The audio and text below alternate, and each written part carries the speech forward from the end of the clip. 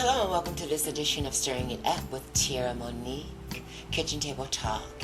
And on today's political news, we're discussing where is our president. Let's listen and talk on the other side. Tonight, where is Donald Trump? Where is Donald Trump?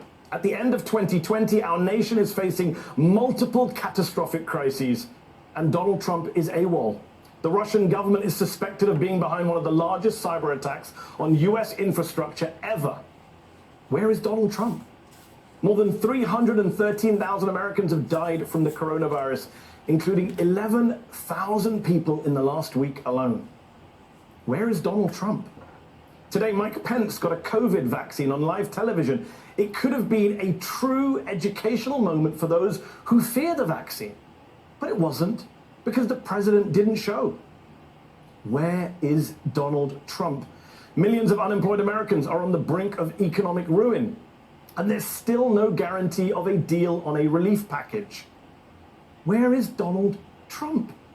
This is far worse than his usual laziness. His absence is unacceptable and unforgivable. He's missing in action when our nation is suffering. In the more than 50 tweets Trump sent this week, he said nothing about the hack or the relief package or the surge in COVID deaths. So, where is Donald Trump? Well, he's focused on the one thing he cares about, the one thing he's obsessed with more than anything else: staying in power by undermining democracy. Pandemic? What pandemic? The Washington Post reports that states have been notified that their next shipment of Pfizer vaccines has been reduced. According to Pfizer, there are millions more doses sitting in our warehouse, but as of now, we have not received any shipment instructions for additional doses. Coronavirus cases are spiking. We have something to help reduce the spread, and the president and his lackeys are sitting on their hands?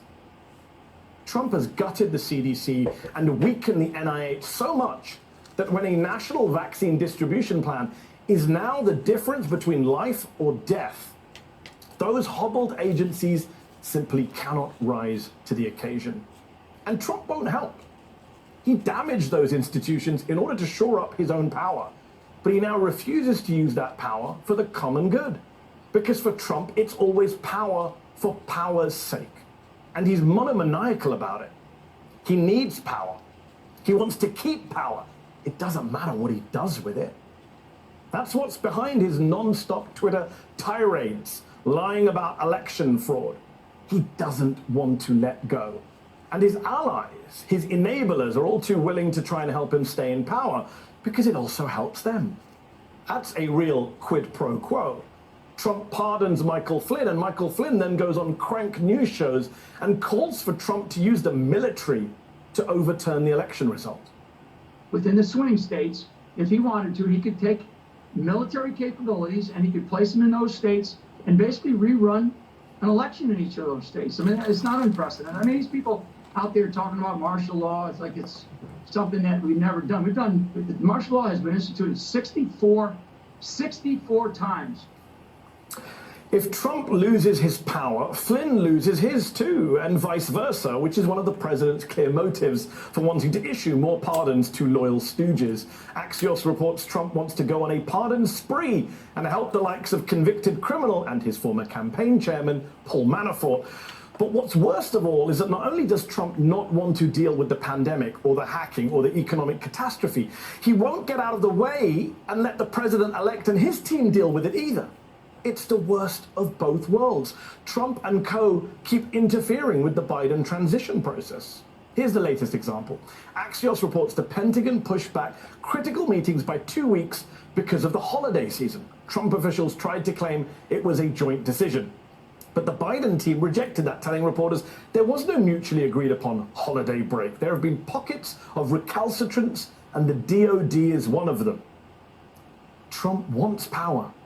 He won't share power. He won't give up power. But he won't use it to do anything useful or necessary.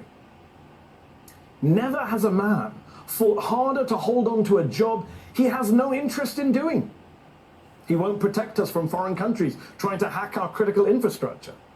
He won't help us get much needed protection from a deadly virus. And he won't let the people who actually want to help take over. There's your answer. Where is Donald Trump?